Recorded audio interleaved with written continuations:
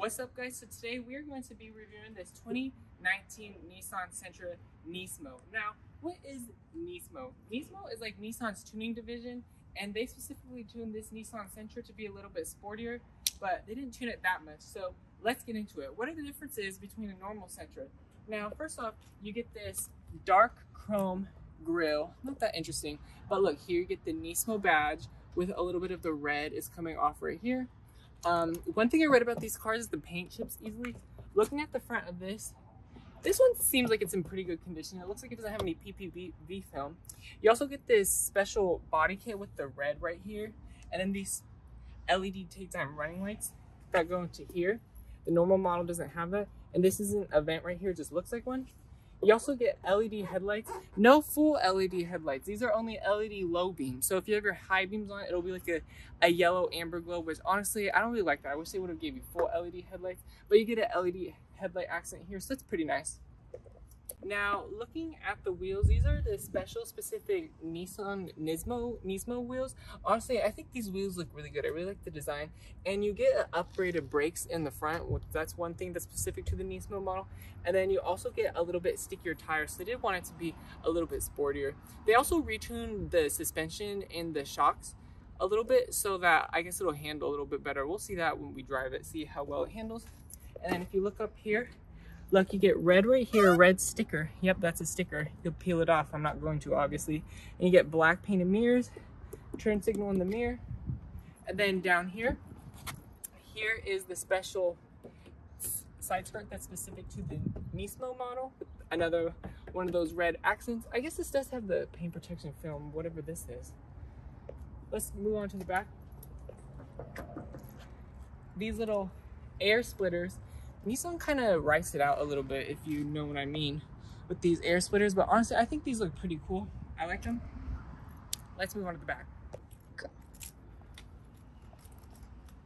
Now, let's move on to the back. So these are the kind of LED taillights you get on the Sentra. These come on every Sentra. You get an LED outline right here, but everything else is incandescent. The previous, the pre-refresh model had full LED headlights or taillights, so that's where they cheaped out. But where they didn't cheap out is the rear. Obviously, they made this look kind of cool, like the front and the side. Sorry, it's hot. I'm kind of sweating.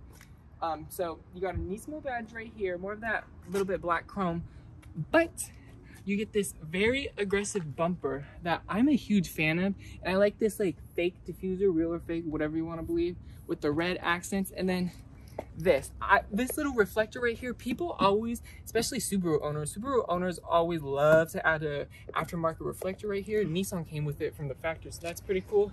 One single exhaust outlet, it's a little bit big, and of course, you guys, we're going to show you the exhaust in just a second.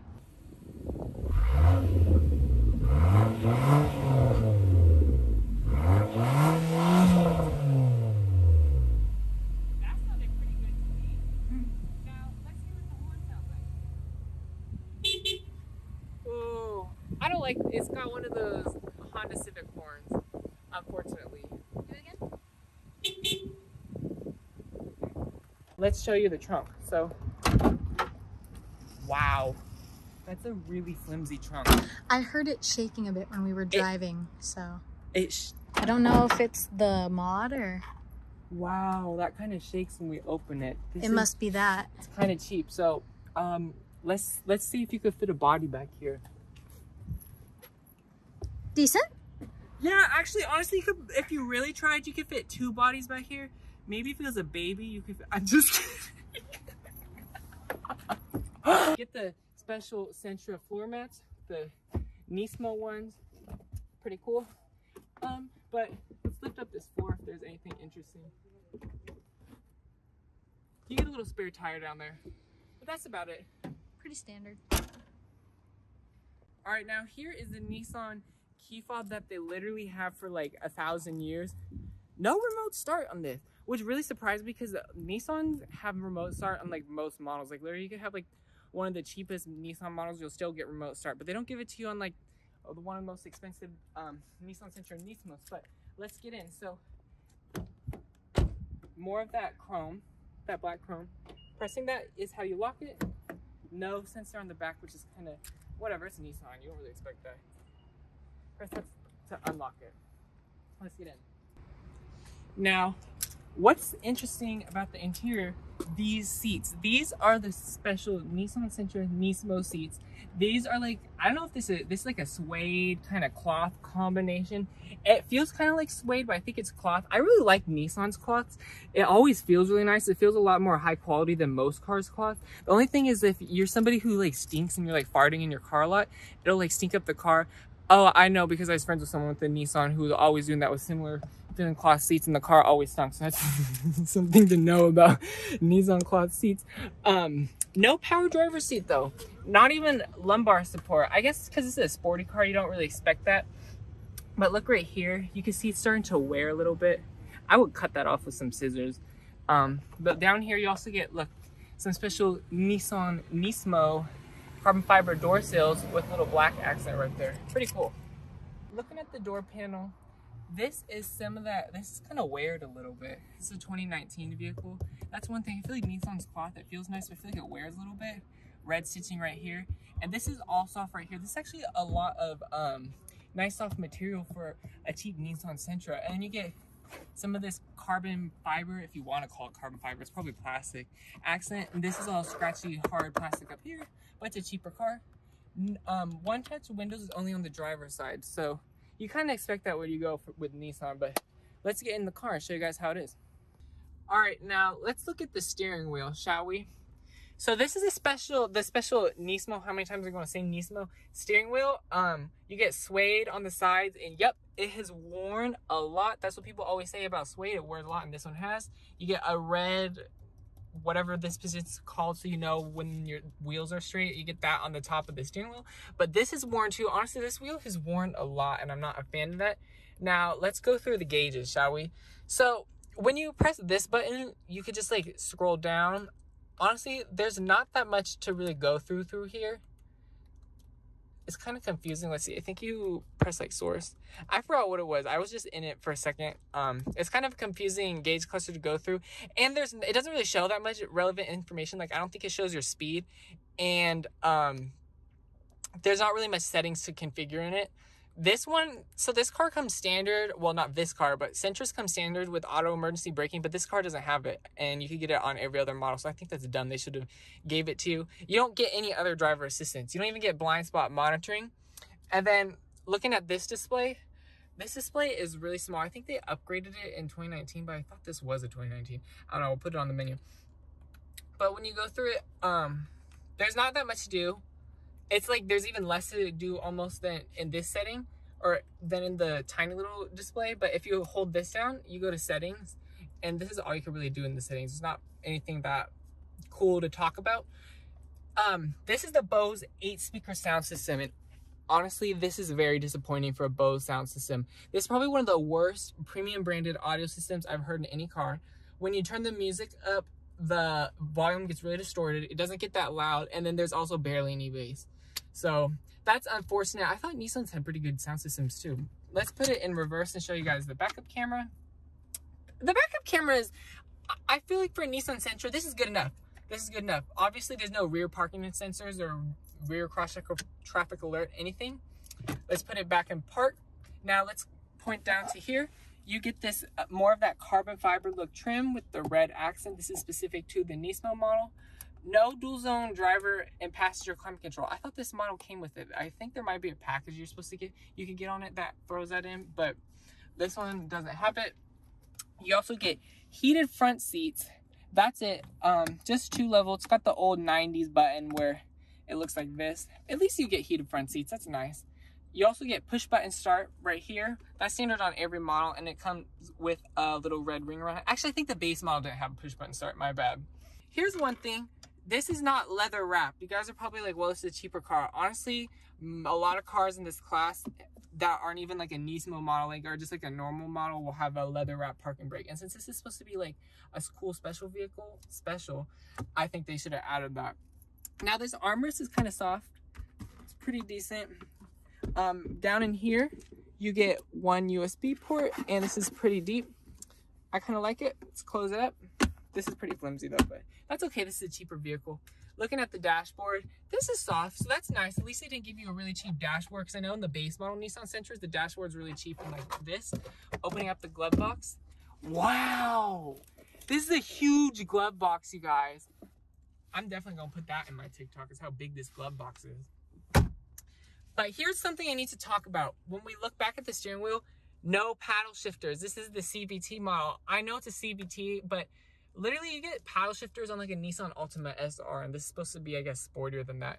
But at least you get auto headlights, no auto high beams, and then no auto wipers. Now you get all these buttons over here: eco mode, sport mode. Nothing really changes in the gauge cluster when you press that, so.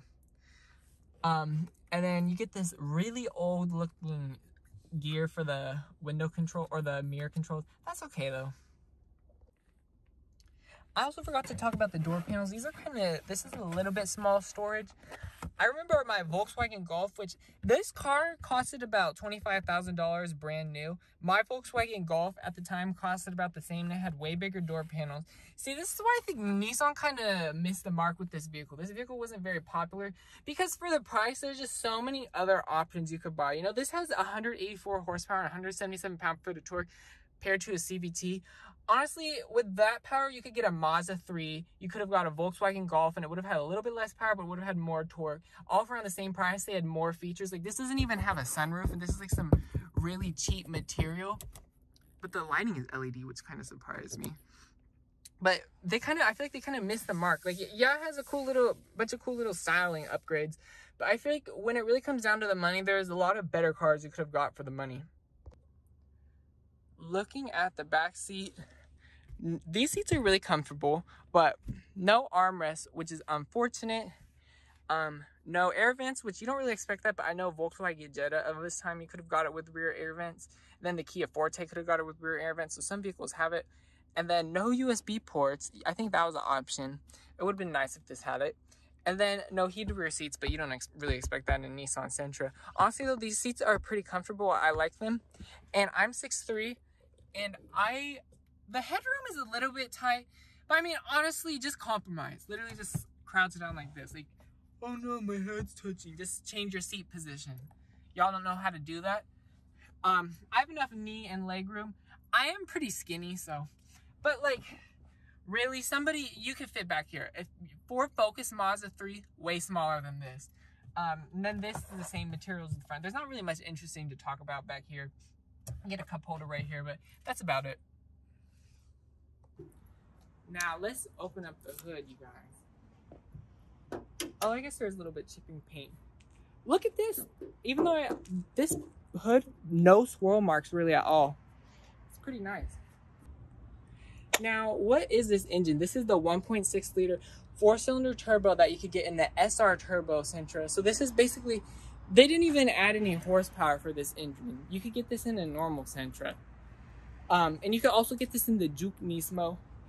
And it makes 188 horsepower and 177 pound-foot of torque. Those are about average numbers for the class. So a Mazda 3 2.5 makes 185 horsepower and 185 pound-foot of torque. And then a Volkswagen Golf 1.8 turbo, not even the GTI, made 170 horsepower and 200 pound-foot of torque. So this is kind of average. But I kind of like how the engine looks. You get this piping right here. Is this aftermarket? That looks almost aftermarket. Then all this looks pretty sporty. It's actually a cool looking engine. What is the fuel economy? 25 in the city, 30 on the highway. Once again, this is a CVT. Honestly, those aren't that good of numbers. I was expecting the CVT to do better numbers, but honestly, that's just what the numbers are reported. Real world numbers are a lot better. I read that some owners get up to, I think, 45 mpg on the highway if you're like really being chill with this. So that's really good. Must be really good on gas. But reliability. We don't even need to talk about Nissan CVT issues because you guys already know about those. And if you don't, literally just Google Nissan CVT and that's all you need to Google. The other issues include, some people have reported on the Juke is the turbo will go out. I haven't really read any reports of that on the Sentra, but that's whatever. One thing I also want to say about the CVT, change your fluid every 50,000 miles. It'll last longer, but I read some of the owners have reported their CVTs going out at 53,000 miles. Another report that people said is sometimes the car will lose power while driving, like randomly, but that seems like that affects more the 1.8 liter models, and those models are really slow. I would not get that.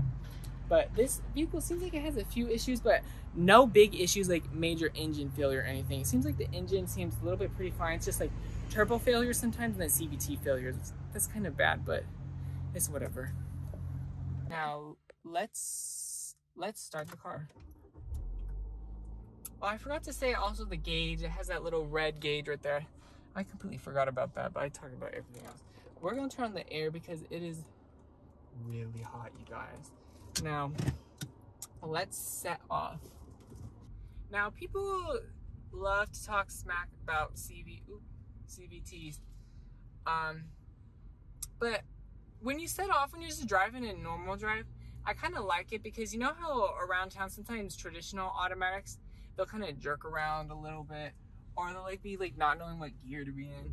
What I like about Nissans or CVTs in general is when you're just setting off, it's always just easy to go around town. You don't feel any of that jerkiness. Now we're about to get on to, I'm pulling out for these pedestrians.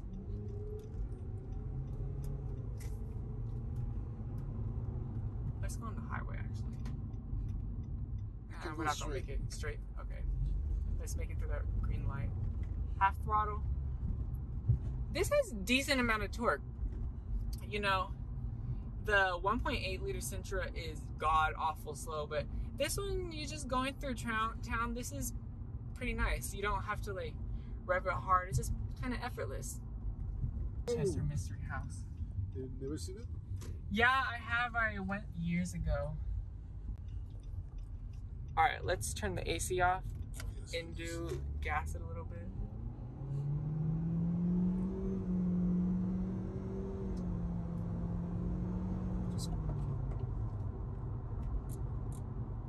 Honestly, that was decently quick. I remember I wish I had my Mark 7 Golf still, because I would like race it against to show you guys. Have my camera girl driving the Golf, see what's faster. Honestly, this is decent merging onto the highway. Oh, we got to merge in front of that truck. We're doing half throttle, and it picks up speed well. It ain't no speed racer. I'm not gonna be like flying, but this is pretty good. And looking in the mirrors, I got good visibility. It doesn't have blind spot monitoring, but you still got good visibility in this. Looking all around me, I can see all around. I feel safe in here. And on the highway, this actually surprised me. It's a lot smoother than I expected. The suspension, it feels pretty smooth. Now let's put it in sport mode and let's like show some of that highway power.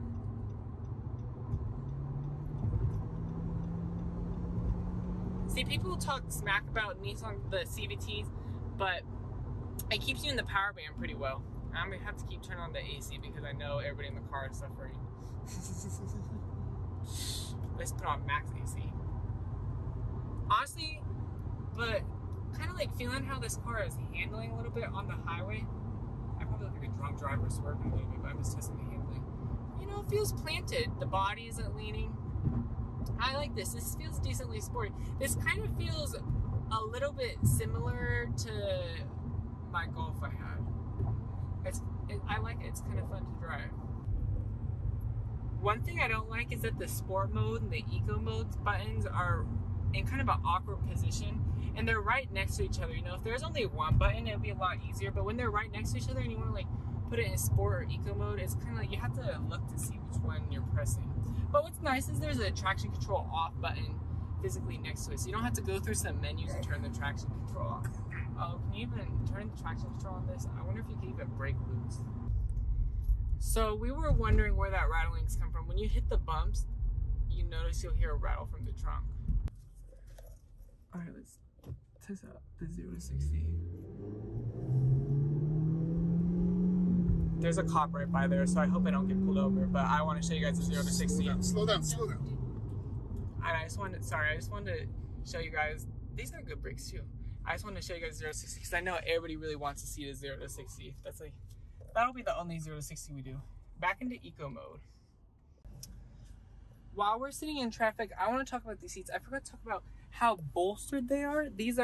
I really like how heavily bolstered these are, actually. These are probably some of the most sporty seats I've been in. I haven't reviewed that many cars, but these are really bolstered and I really like that. And these seats are really comfy. People always talk about how comfy Nissan seats are, and these are no exception. You know, I feel like these low-key, I wouldn't be surprised if these are like some of the most comfy seats you could get in the compact car class. Nissan does a great job with seat comfort.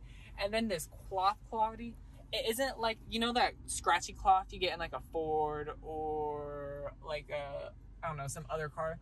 This is more of smooth cloth that almost, it doesn't feel like suede, but I just like the quality of it a lot more. You know, setting off, you do kind of feel a little bit of the rubber band effect of the CVT transmission, but honestly, I don't hate the CVT transmission. Enthusiasts, you watch all these car reviews, and every single time there's a CVT transmission, somebody's always talking smack about it, but I don't hate it. If it was a lot more reliable, I wouldn't mind it. But it seems like on this model, I feel like when it's a turbo car, a CVT performs a tiny bit better, because when it's a naturally aspirated car, and CVTs, when you're setting off, they kind of are slow, so then it's like extra slow. But when it's a turbo, it kind of kicks in a little bit and it helps you out a little bit. Oh my gosh, you guys, I freaking forgot to record an outro. I don't even know what happened to it. I literally did it. Whatever. Who even stays for the outro? Like, are y'all even like watching this? Probably not. Like, nobody even, I don't even watch the outros and videos. But what are my final thoughts on the Nissan Sentra Nismo? Honestly, for the money, it was a cool idea. You know, on paper, the Nissan Sentra Nismo is a cool idea. And then when like it's coming out, when it came out, you know, everybody's like, ooh, this is pretty cool. But then when you really get into spending your money and you get into the car market, you really realize you don't... there's not really anything compelling about the vehicle. I mean, yeah, it's got some cool styling upgrades, but really a Nissan Sentra SR Turbo has the same performance. Maybe it has a tiny bit worse handling, but really, you're not taking this to an autocross event probably. It's got the same performance, and it got more features. Like, you get electric seat, leather seats, few other features, sunroof, all the driver assistance. So I feel like most people go for the SR Turbo. And then, like, if you really, let's say you want the Sentra Nismo with the manual, honestly, I feel like for the performance you get, there's so many other better cars that came out during that time with a manual. Like a Mazda 3 manual, same performance, way nicer interior, way more features, better reliability. You see where people start picking and choosing. Then you could get, some people might choose a GTI. You could get at the time, you could get a base Volkswagen GTI S, has all the same features that Nissan Sentra Nismo has, and a way nicer interior.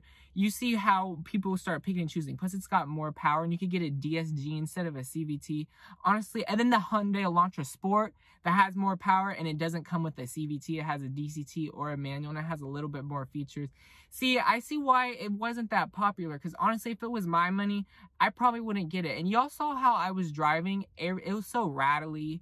Like, something in the trunk was rattling. The sound system was it just wasn't that nice of a vehicle, and I really feel like Nissan could have done better with it, and I feel like they did do better with the new Sentra. I haven't reviewed that, but honestly, I will review it. And what I've seen from reviews and just like looking at the car, I'm like, honestly, the new Sentra seems like it's a lot nicer, and I feel like maybe if Nissan tried it again and maybe incorporated the VC turbo engine, the 2.0T that they have, I feel like that would be a lot more popular, and that'll get more sales if they did a Nismo version of that.